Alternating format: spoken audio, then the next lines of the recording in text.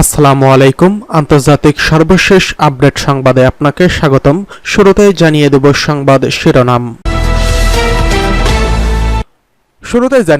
ইসরায়েলের হাইফায় 30 মিনিটে 100 rocket ছুড়ল Hezbollah, ধ্বংস হয়ে গেল ইসরায়েলের সেনা ঘাঁটি। জানিয়ে দেব এবার রাশিয়ার পক্ষে সরাসরি যুদ্ধ করছে উত্তর কোরিয়া। জানিয়ে দেব লেবাননে যুদ্ধবিরতির পক্ষে হিজবুল্লাহ বাদ পড়ছে গাজা ইস্যু। এদিকে 3 হামাস যোদ্ধাকে হত্যার দাবি করল ইসরায়েল। সর্বশেষ জানিয়ে দেব মধ্যপ্রাচ্য ইস্যুতে সৌদি সফরে যাচ্ছেন ইরানি পররাষ্ট্রমন্ত্রী। এতক্ষণ শুনছিলেন সংবাদ শিরোনাম, এবারে বিস্তারিত। ইসরায়েলের হাইফায় 30 মিনিটে 100 রকেট ছুড়ছে হিজবুল্লাহ। ইসরায়েলের তৃতীয় বৃহত্তম শহর হাইফায় আধা ঘন্টায় 100 রকেট ছুড়ল হিজবুল্লাহ। ইসরায়েলি সংবাদ মাধ্যম টাইমস অফ ইসরায়েলের বরাত দিয়ে মেহের নিউজ জানিয়েছে, ইসরায়েলি বন্দরনগরী হাইফায় 30 মিনিটের মধ্যে 100টি রকেট ছুড়ছে হিজবুল্লাহ। এর কিছু রকেট আকাশ প্রতিরক্ষা ব্যবস্থার মাধ্যমে ঠেকানো হয়েছে, আর কিছু রকেট হাইফার বিভিন্ন স্থানে আঘাত এনেছে। সামাজিক যোগাযোগ মাধ্যমে ছড়িয়ে পড়া ভিডিওতে দেখা গেছে, হিজবুল্লাহর অন্যতম বড় পরিসরে এই রকেট হামলা ইসরায়েলের হাইফা, কিরিয়াত ইয়াম এবং কিরিয়াত মটজরিনে বাড়িঘরে ব্যাপক ক্ষয়ক্ষতি করছে। এই হামলায় এখন পর্যন্ত একজনের আহত হওয়ার খবর পাওয়া গেছে বলে জানিয়েছে টাইমস অফ ইন্ডিয়া। প্রসঙ্গত, ইরানের সমর্থনপুষ্ট হিজবুল্লাহকে ধ্বংস করতে গত 23 সেপ্টেম্বর থেকে দক্ষিণ লেবাননে অভিযান শুরু করেছে ইসরায়েলি প্রতিরক্ষা বাহিনী। হিজবুল্লাহর সবচেয়ে গুরুত্বপূর্ণ ঘাঁটি ও সামরিক স্থাপনাগুলো রয়েছে লেবাননের দক্ষিণাঞ্চলে। জবাবে ইসরায়েলের সীমান্তবর্তী শহরগুলোকে লক্ষ্য করে নিয়মিত রকেট ছুড়ছে হিজবুল্লাহ।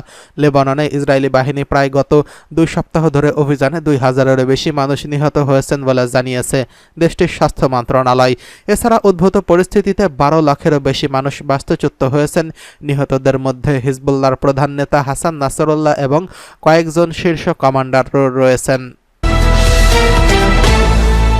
এদিকে অবশেষে রাশিয়ার পক্ষে যুদ্ধ করছে উত্তর কোরিয়া। ইউক্রেন যুদ্ধে রাশিয়ার পক্ষে যুদ্ধ করছে উত্তর কোরিয়া সেনারা, এমনটাই দাবি করছে দক্ষিণ কোরিয়ার প্রতিরক্ষা মন্ত্রী। মঙ্গলবার পার্লামেন্টে দেওয়া এক বক্তব্যে তিনি এই অভিযোগ তোলেন। হিউন জানান, রাশিয়া এবং উত্তর কোরিয়া একটি সামরিক জোটের মতো পারস্পরিক চুক্তিতে স্বাক্ষর করছে, তাই এই ধরনের সেনা মোতায়েনের সম্ভাবনা খুব বেশি।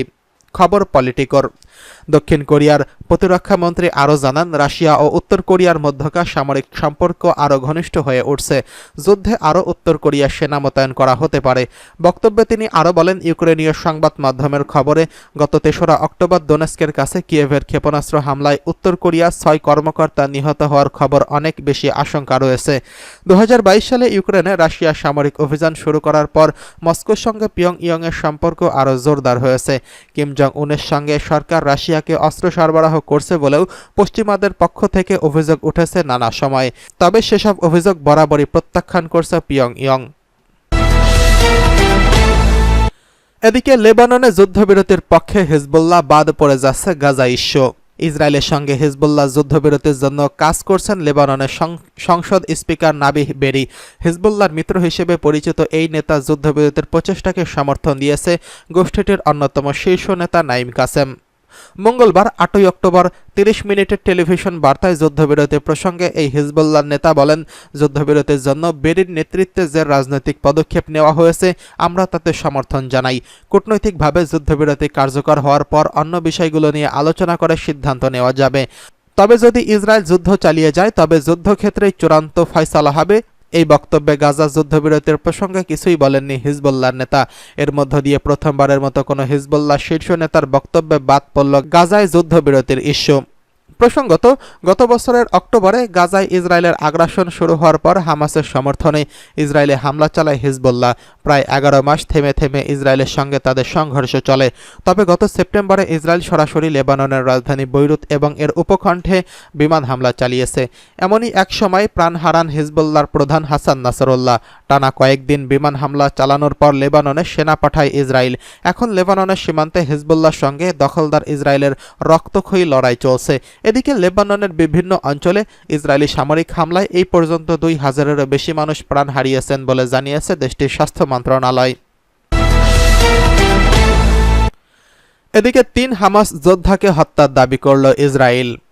ইসরায়েলের প্রতিরক্ষা বাহিনী আইডিএফ বলছে, গত সপ্তাহে গাজায় ২টি যৌথ অভিযানে ফিলিস্তিনের সশস্ত্র গোষ্ঠী হামাসের ৩ যোদ্ধাকে হত্যা করা হয়েছে।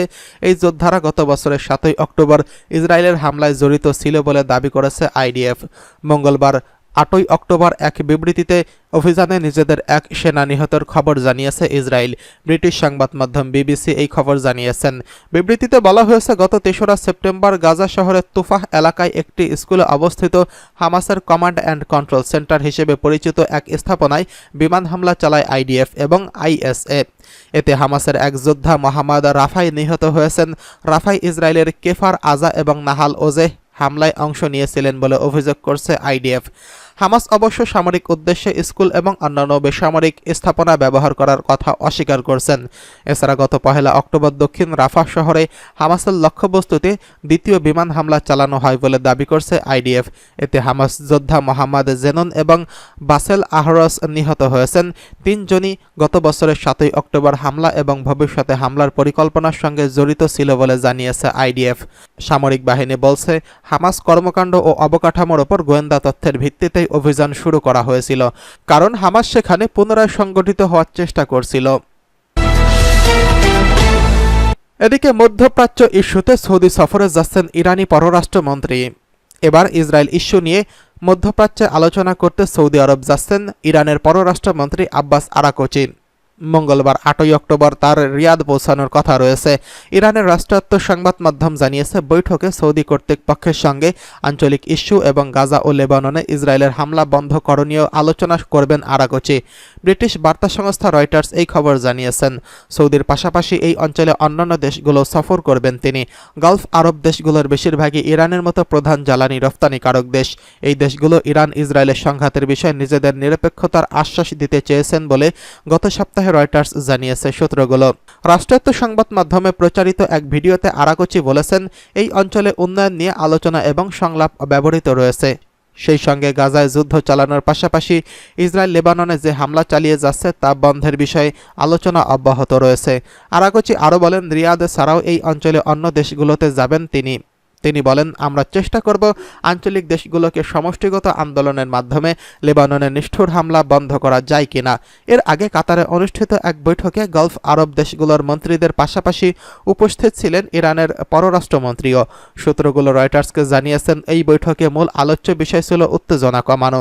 এছাড়া উপসাগরীয় সহযোগিতা পরিষদ জিসিসি অন্তর্ভুক্ত দেশগুলো ইরানের একটি আনুষ্ঠানিক বৈঠক অনুষ্ঠিত হয়েছে। আরাকচি বলেন, আমাদের সম্পর্ক সবসময় উত্থান পতনের মধ্যে ছিল, কিন্তু এই সম্পর্কগুলো আঞ্চলিক সহযোগিতায় পরিণত হওয়ার আশা প্রকাশ করেছেন তিনি।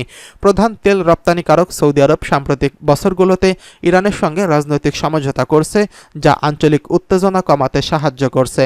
তবে দুদেশের সম্পর্ক এখনও কঠিনই রয়ে গেছে।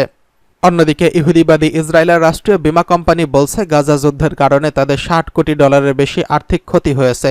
এই প্রতিষ্ঠান এক প্রতিবেদনে বলছে, গত 1 বছরে গাজা যুদ্ধের কারণে তাদেরকে হতাহত লোকদের ক্ষতিপূরণ বাবদ 240 কোটি শেকেল অর্থাৎ প্রায় $64 কোটি পরিশোধ করতে হয়েছে। পার্স টুডের রিপোর্ট অনুযায়ী ইসরায়েলি বীমা কোম্পানিটি আরও বলছে, বিগত 1 বছরে 70,000 ইসরায়েলি এই কোম্পানির দপ্তরগুলোতে এসে দাবি করছে যে তারা এই যুদ্ধে আহত হয়েছেন।